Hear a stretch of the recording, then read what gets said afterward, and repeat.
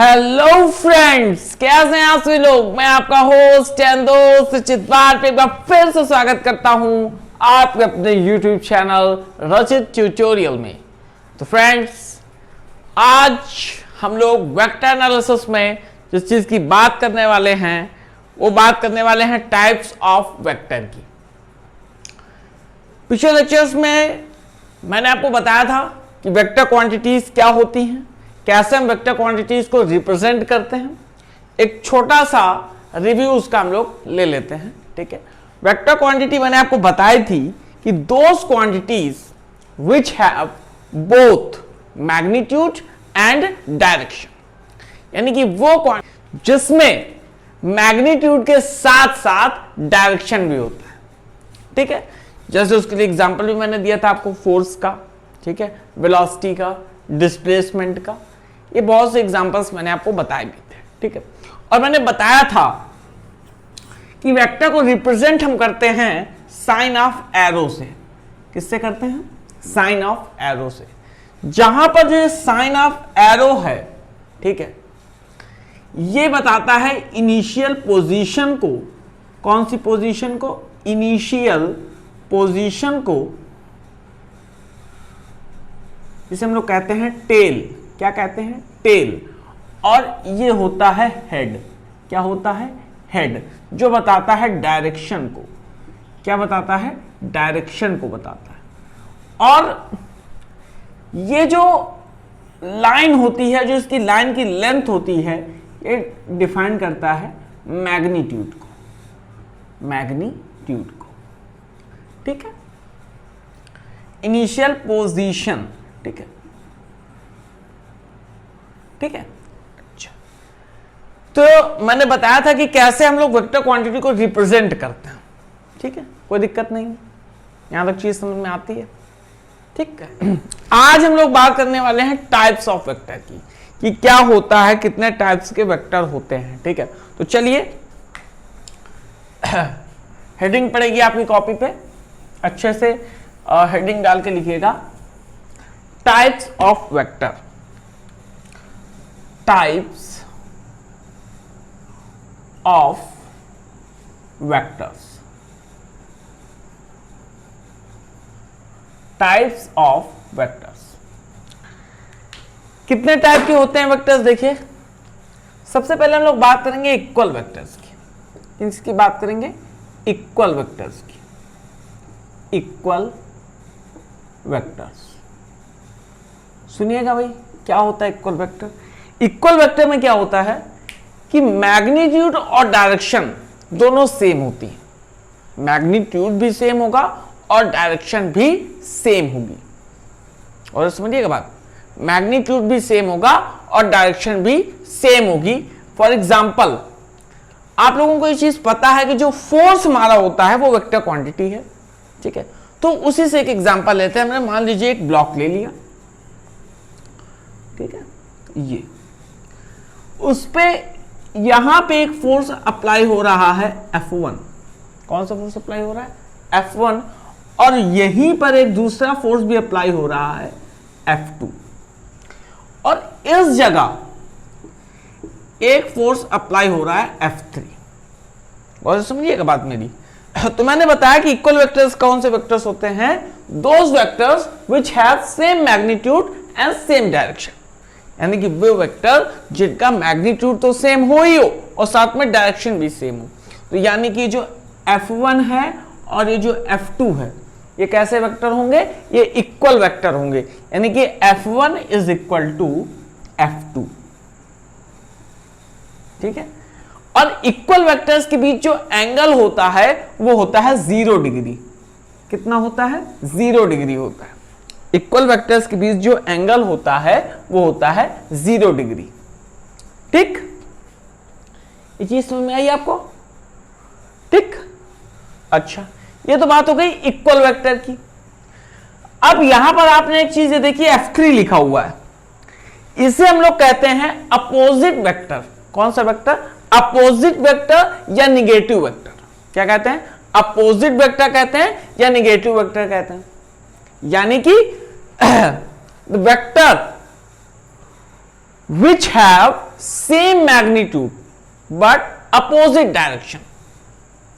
Same magnitude, magnitude तो भाई same होना चाहिए, बट जो डायरेक्शन है वो कैसे होनी चाहिए, अपोजिट होनी चाहिए।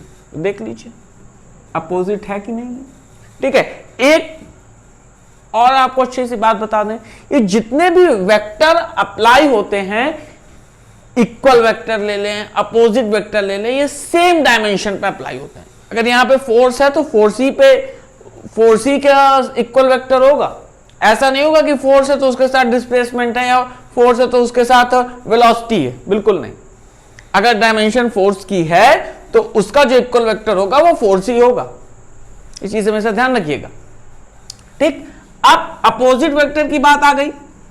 अपोजिट वेक्टर, अपोजिट वेक्टर्स की बात आ गई। तो अपोजिट वेक्टर्स कौन से वेक्टर्स हुए? Opposite vectors are those vectors which have same magnitude, यानी इसका मैग्नीट्यूड, इसका मैग्नीट्यूड और इसका मैग्नीट्यूड सेम है, बट डायरेक्शन है वो अपोजिट है। डायरेक्शन कैसी है? अपोजिट है। जैसे फॉर एग्जांपल देख लीजिए, F3 होगा वो F1 के अपोजिट है कि नहीं है? बोलिए भाई, F3 F1 के अपोजिट है कि नहीं है? बोलिए, है। ऐसे वेक्टर है ना, तो वेक्टर को ऐसे लिखते हैं। ठीक है, इनके बीच एंगल कितना होता है? 0 तो पता है इक्वल वेक्टर पे। F3 F1 के, ठीक है, या F1 कह दें, F1 वेक्टर किसके अपोजिट वेक्टर है? F3 के। ठीक है, F3 किसके अपोजिट है? F2 के। भाई देखिए F3 यहां पर है, उसकी डायरेक्शन वहां पर है, तो अपोजिट है कि नहीं? मैग्नीट्यूड तो सेम है बट डायरेक्शन अपोजिट है। और ये F2 F3 क्या?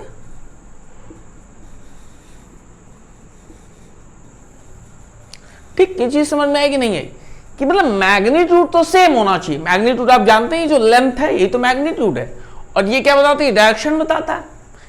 ठीक, तो वही चीज कि यहां पर देखिए मैग्नीट्यूड तो इसका सेम है। एक ब्लॉक पे अगर हम फोर्स अप्लाई कर रहे हैं, F1 अप्लाई कर रहे हैं, F2 अप्लाई कर रहे हैं, रिजल्ट पे F3 अप्लाई कर रहे हैं, तो मैग्नीट्यूड तो सेम है बट डायरेक्शन अगर अपोजिट है। डायरेक्शन कैसी है? डायरेक्शन हमारी अपोजिट है। तो डायरेक्शन अपोजिट होने पर क्या कहते हैं उसको हम लोग? अपोजिट वेक्टर कहते हैं। मैग्नीट्यूड सेम हो बट डायरेक्शन अपोजिट हो। आती बात समझ में? ओके। और इसे हम लोग क्या कहते हैं? Negative of vector. Negative of vector. Pause the video to note down.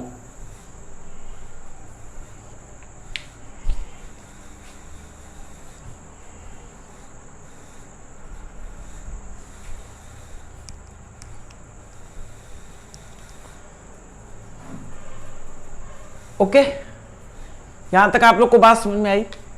Equal vector पे जो एंगल होता है वो कितना होता है? 0 डिग्री होता है, और अपोजिट एंगल पे जो वेक्टर एंगल होता है वो होता है 180। कितना होता है? अपोजिट वेक्टर का जो एंगल होता है वो होता है 180 डिग्री। कितना होता है? 180 डिग्री। ठीक है, ये चीज समझ में आई कि नहीं है? अच्छा, आगे चलते हैं।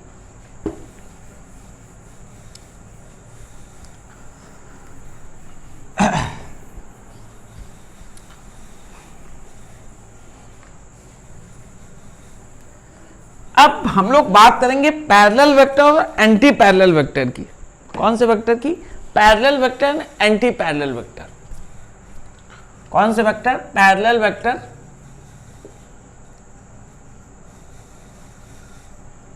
Parallel vectors and anti parallel.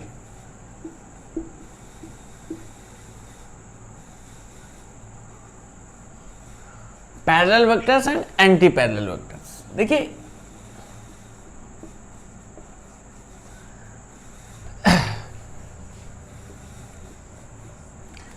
Parallel vectors और एंटी पैरेलल वेक्टर्स क्या हुआ? देखिए एक बात सुनिएगा। पैरेलल वेक्टर्स फोर्सेस हम लोग एग्जांपल लेकर चल रहे हैं। ठीक है, फॉर एग्जांपल देख लीजिए, ये हमारे पास एक ब्लॉक है, ठीक है, इस ब्लॉक पे हम लोग फोर्स अप्लाई कर रहे हैं हमेशा से, ठीक है। तो फोर्स हम लोगों ने अप्लाई करना शुरू किया, फोर्स हमने अप्लाई किया, ठीक है। यहाँ पे हमने फोर्स अप्लाई किया F1 और यहाँ पर हमने फोर्स अप्लाई किया F2, ठीक है। ये फोर्स कौन सा अप्लाई किया भाई, F1 अप्लाई किया और ये अप्लाई किया F2, ठीक। अच्छा, और यहाँ पे मान लीजिए एक वेक्टर हमारा है A, ठीक। तो देखो पैरेलल वेक्टर क्या होगा, parallel vector are those vectors which have same directions. यहां पर मैग्नीट्यूड की बात नहीं आई, मैग्नीट्यूड क्या इसका सेम है क्या, नहीं है, बट डायरेक्शन सेम है कि नहीं सेम है। अगर डायरेक्शन सेम है तो these vectors are called which type of vector, parallel vectors. क्यों भाई, तो सर इस हिसाब से इक्वल वेक्टर्स भी ऐसा होना चाहिए। देखो all types of equal vectors are parallel vectors, but all parallel vectors are not equal vectors. Why? सुनिए क्यों ऐसा नहीं होगा, क्योंकि जहां पर हमारा इक्वल वेक्टर था, कौन सा वेक्टर था, इक्वल वेक्टर था, वहां पर मैग्नीट्यूड के साथ साथ डायरेक्शन भी सेम होनी चाहिए। फर्स्ट कंडीशन है कि मैग्नीट्यूड तो सेम होना ही चाहिए और साथ में डायरेक्शन भी सेम होनी चाहिए। बट पैरेलल वेक्टर में क्या होगा, सिर्फ और सिर्फ भाई साहब डायरेक्शन सेम, क्या सेम हो, डायरेक्शन सेम हो, मैग्नीट्यूड सेम हो या ना हो इससे कोई इफेक्ट नहीं पड़ता, बट डायरेक्शन सेम होनी चाहिए। और अगर मैग्नीट्यूड भी सेम हो रहा है तो कोई दिक्कत नहीं है। तभी तो मैंने कहा क्या कि इक्वल वेक्टर जो होते हैं, कौन से वेक्टर्स, इक्वल वेक्टर्स, वो हमारे पैरेलल वेक्टर्स होते हैं। इक्वल वेक्टर्स जो होते हैं वो हमारे कौन से वेक्टर्स होते हैं, पैरेलल वेक्टर्स। इक्वल वेक्टर्स कौन से वेक्टर्स होते हैं, हमारे पैरेलल वेक्टर्स होते हैं। बट अगर हम पैरेलल वेक्टर्स की बात करें, कौन से वेक्टर्स की, पैरेलल वेक्टर्स। अगर हम लोग पैरेलल वेक्टर्स की बात करें तो पैरेलल वेक्टर्स इक्वल वेक्टर्स नहीं होते, इक्वल वेक्टर्स नहीं होते। समझ में आ गया ऐसा क्यों, आई थिंक समझ में आ गया होगा आप लोगों को ऐसा क्यों होता है भाई, ठीक। इसी तरीके से बात आती है एंटी पैरेलल वेक्टर्स की। तो एंटी पैरेलल वेक्टर्स देख लीजिए, एंटी पैरेलल वेक्टर्स जिसकी डायरेक्शन अपोजिट हो, मैग्नीट्यूड का यहां पर भी कोई काम नहीं है, यानी कि जितने भी अपोजिट वेक्टर्स होते हैं वो हमारे एंटी पैरेलल वेक्टर्स हो सकते हैं। वो हमारे कैसे वेक्टर्स हो सकते हैं, एंटी पैरेलल वेक्टर्स हो सकते हैं। बट जो हमारे एंटी पैरेलल वेक्टर हैं वो अपोजिट वेक्टर नहीं हो सकते, क्योंकि अपोजिट वेक्टर की डेफिनेशन में मैंने आपको बताया था कि वहां पर मैग्नीट्यूड तो सेम होना चाहिए बट डायरेक्शन अपोजिट होनी चाहिए। यहां पर क्या है, मैग्नीट्यूड से कोई इफेक्ट नहीं है, यहां पर सिर्फ और सिर्फ डायरेक्शन से मतलब है। किससे मतलब है, डायरेक्शन से मतलब है। तो डायरेक्शन भाई साहब अपोजिट है कि नहीं है, तो यानी कि क्या हो गया कि जितने हमारे अपोजिट वेक्टर्स होते हैं, कौन से वेक्टर्स, अपोजिट वेक्टर्स होते हैं, ठीक है, वो कैसे होते हैं, जितने भी हमारे अपोजिट वेक्टर्स होते हैं वो हमारे एंटी पैरेलल होते हैं। कैसे होते हैं, एंटी पैरेलल होते हैं, ठीक। लेकिन जितने हमारे एंटी पैरेलल वेक्टर्स हैं, जितने हमारे एंटी पैरेलल वेक्टर्स हैं, कौन से वेक्टर्स, एंटी पैरेलल वेक्टर्स हैं, वो हमारे अपोजिट वेक्टर नहीं होंगे। समझ में आ गया क्यों नहीं होंगे, क्योंकि यहां पर कहीं पे मैग्नीट्यूड की बात नहीं है। मैग्नीट्यूड कम ज्यादा भी हो सकता है, किसमें, पैरेलल वेक्टर और एंटी पैरेलल वेक्टर में। कौन समझिएगा बात, ठीक, अपोजिट वेक्टर, ठीक। तो पता है ही कि अगर हम लोग के पैरेलल वेक्टर की बात हो रही है तो वहां पर जो एंगल होता है पैरेलल वेक्टर पे, पैरेलल वेक्टर पे जो हमारा एंगल होगा वो होगा भाई साहब 0 डिग्री।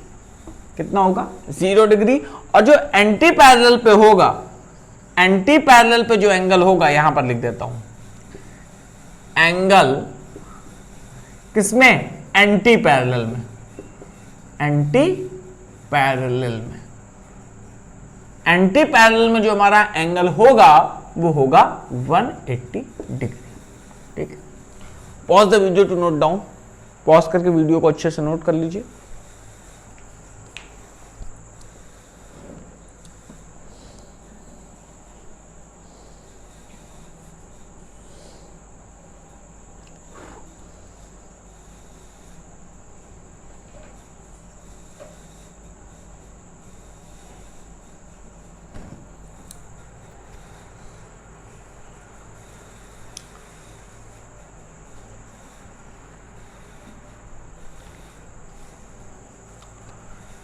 आई थिंक यहां तक आपको चीज समझ में आ गई होगी। ठीक है, नोट कर लिया होगा, है ना।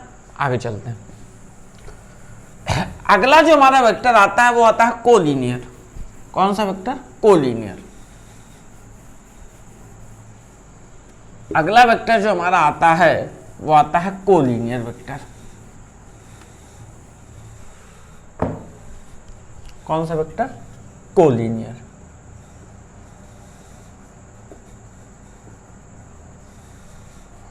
Collinear vector, collinear vector. ठीक है, तो क्या होता है भाई कोलिनियर वेक्टर, देखिए यहां पे F2 है, ये A। ठीक, चलिए सुनना बात मेरी। कोलिनियर वेक्टर कौन से होते हैं, collinear vector are those vector which are parallel और एंटी पैरेलल। चाहे वो पैरेलल हो या नॉन पैरेलल हो, उन सारे वेक्टर्स को हम लोग क्या कहते हैं कि वो कैसे वेक्टर हैं, कोलिनियर वेक्टर। जैसे यहां पर हमारे पास F1 है, जैसे हमारे पास यहां पर F2 है, और जैसे हमारे पास यहां पर एक वेक्टर है A।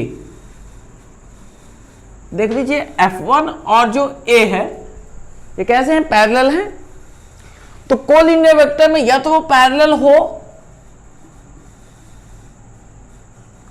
पैरेलल, और एंटी पैरेलल या नॉन पैरेलल जो आप कहते हो।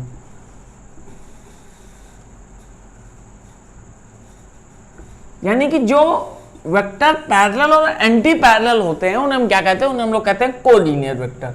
कौन से वेक्टर कहते हैं, कोलिनियर वेक्टर कहते हैं। यहां पर देखिए F1, F2 एंड A ये कैसे वेक्टर होंगे, आर कोलिनियर वेक्टर।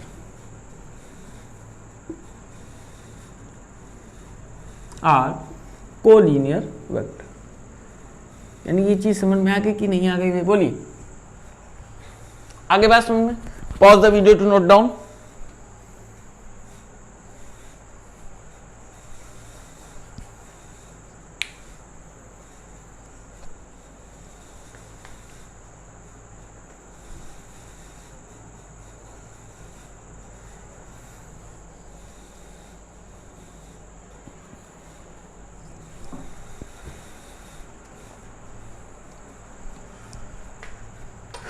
यहां तक चीज समझ में आई।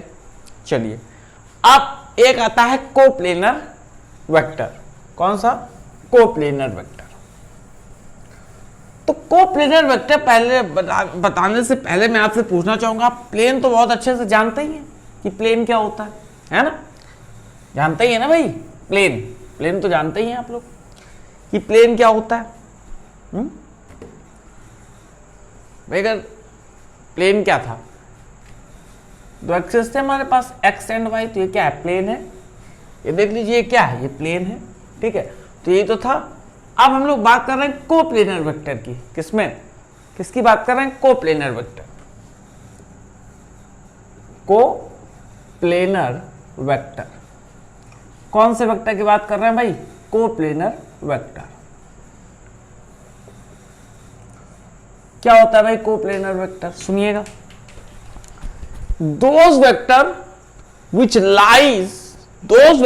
lie on the same plane, coplanar vectors.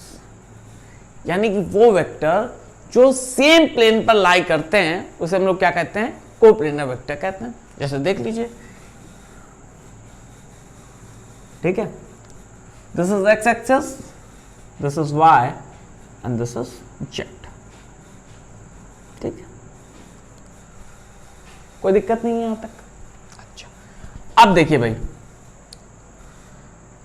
अगर यहां तक की हम बात करें, इतने तक की, तो हमारा एक्स वाई प्लेन है, ठीक, और यहां तक की बात करें तो ये हमारा एक्स जेड प्लेन है। कौन सा प्लेन है ये पूरा एक्स जेड प्लेन है, ये पूरा एक्स वाई है, और ये यहां से यहां तक कितना है, एक्स जेड प्लेन है, और यहां से यहां तक कितना है, ये वाई जेड प्लेन है। ठीक है, वाई जेड प्लेन है।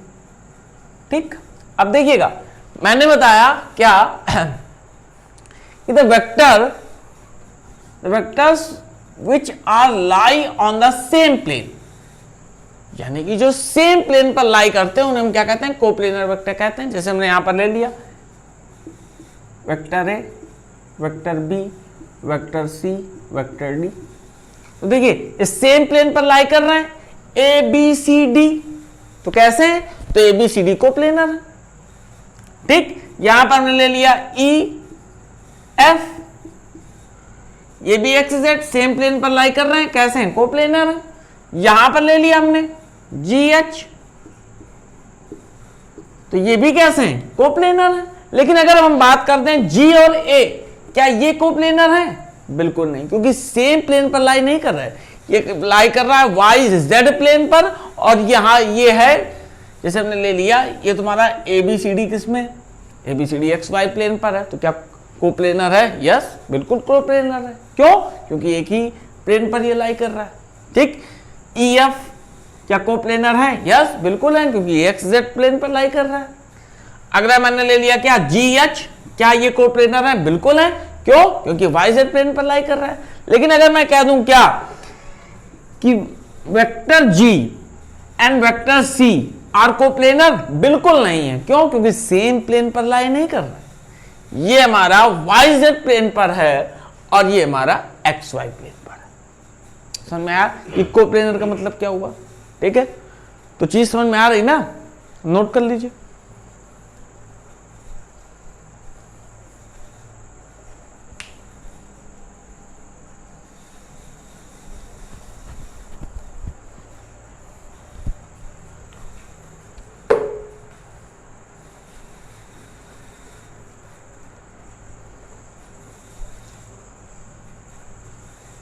तो उम्मीद करता हूं कि आपको आज का सेशन पसंद आया होगा। ठीक है, कल जो आपका नेक्स्ट लेक्चर होगा वहां पर हम लोग स्टार्ट करेंगे नल वेक्टर से, जिसे हम लोग कहते हैं जीरो वेक्टर। ठीक है, और फिर आपको वेक्टर का एडिशन, वेक्टर का सब्सट्रैक्शन, वेक्टर का रिजोल्यूशन और डॉट प्रोडक्ट, क्रॉस प्रोडक्ट, ये सारी चीजें अभी बाकी हैं इस टॉपिक पे, सॉरी इस लेसन पे, तो वो सारी चीजें डिस्कस की जाएंगी। लेकिन उम्मीद करता हूं कि आपको आज का सेशन पसंद आया होगा। तो आपको करना क्या है, लाइक, शेयर एंड सब्सक्राइब आपका अपना यूट्यूब चैनल रचित ट्यूटोरियल। जय हिंद।